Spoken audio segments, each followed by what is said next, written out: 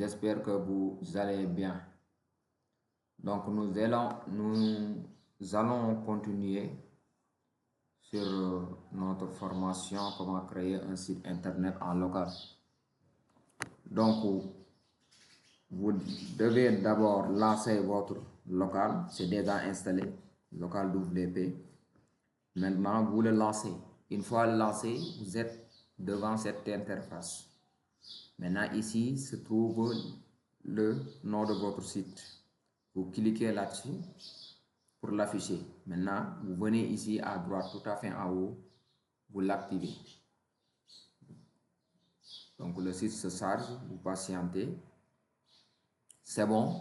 Maintenant, votre site est chargé.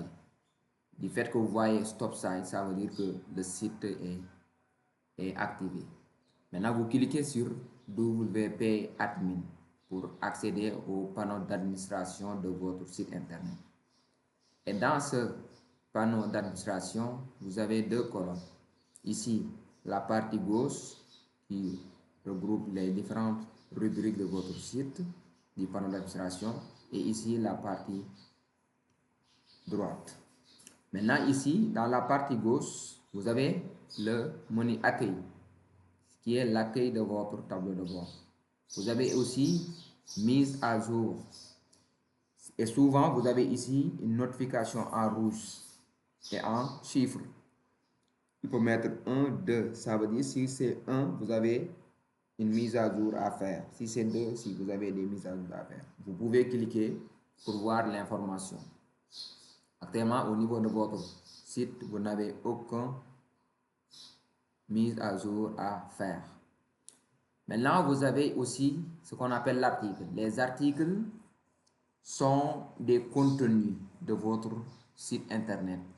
Vous vous basez pour écrire des articles de blog, des articles sur les activités que vous faites, etc. Et dans ces articles, vous pouvez ajouter des articles, c'est-à-dire si vous voulez ajouter un nouveau article. Et ces articles aussi sont catégorisés. Si vous avez plusieurs services à offrir, ou vous écrivez plusieurs articles, vous pouvez les catégoriser. Les articles qui sont pour l'actualité, les articles qui concernent, par exemple, si vous faites de l'agriculture, qui concernent le maraîchage, les articles qui concernent voilà, l'élevage, etc. Vous pouvez les catégoriser. Tout ce qui est élevage, vous le mettez dans la catégorie élevage. Tout ce qui est maraîchage, vous le mettez dans la catégorie maraîchage et les étiquettes, etc. Vous avez aussi les médias. Ici, c'est tous les médias, types de médias que vous avez dans votre site. Par exemple, les images, les vidéos et les audios. Les PDF, etc. sont des médias. Donc, ça se trouve ici. Vous pouvez les importer. Et on vous déconseille d'importer des vidéos ici.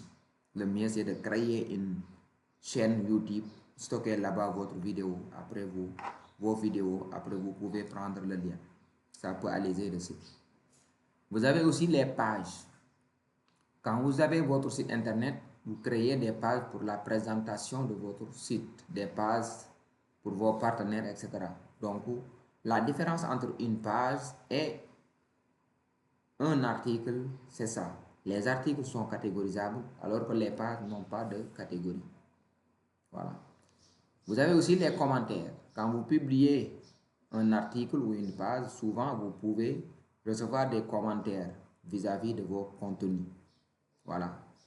Donc là aussi, comme les mises à jour, vous avez aussi des notifications. Si vous avez 2 à 5 commentaires, vous voyez que 2, ça veut dire 2 commentaires sont là. 5, il y a 5 commentaires. Apparence, c'est l'apparence de votre site internet. Ce que le visiteur, l'internaute voit. Donc là, dans les apparences, vous avez le thème et les éditeurs. Les thèmes sont ici vous avez des thèmes par défaut. Ici, notre thème par défaut, c'est 2025. Donc, ces thèmes-là sont les thèmes par défaut installés. Donc, le thème qui est activé actuellement, c'est le thème 2025. Et vous pouvez le changer comme voir ici activé.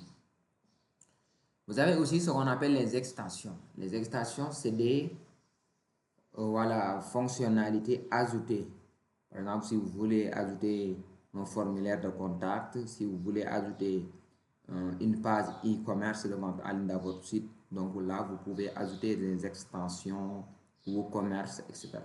Toute fonctionnalité que vous voulez ajouter, vous pouvez ajouter une extension qui va de ce sens. Vous avez aussi l'onglet compte. Vous savez qu'un site internet a besoin d'administrateurs, de rédacteurs, etc. Donc, vous pouvez créer autant de comptes que vous voulez. Le compte administrateur, le compte rédacteur, etc., etc. Vous avez aussi les outils indispensables, outils pour importer, outils pour exporter votre site, voilà, outils de santé, etc. Vous avez aussi le réglage, la partie réglage qui est tellement intéressante. Ici, vous avez, dans le réglage, c'est ici que vous avez les informations de votre site. Ici, vous avez le titre de votre site.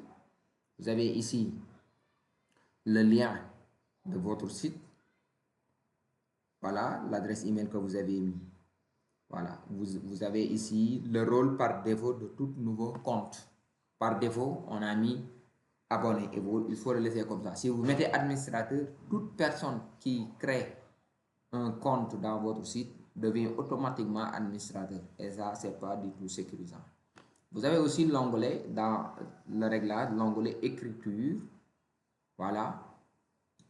Souvent qui n'est pas conseillé de toucher. Il faut le laisser comme ça par défaut. Vous avez aussi l'onglet lecture.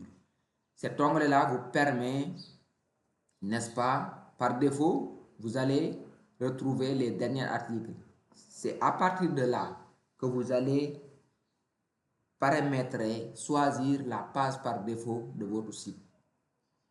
Quand vous lancez un site internet, à chaque fois, vous voyez que c'est la page d'accueil qui s'affiche en premier parce que c'est à partir d'ici qu'on l'a paramétré.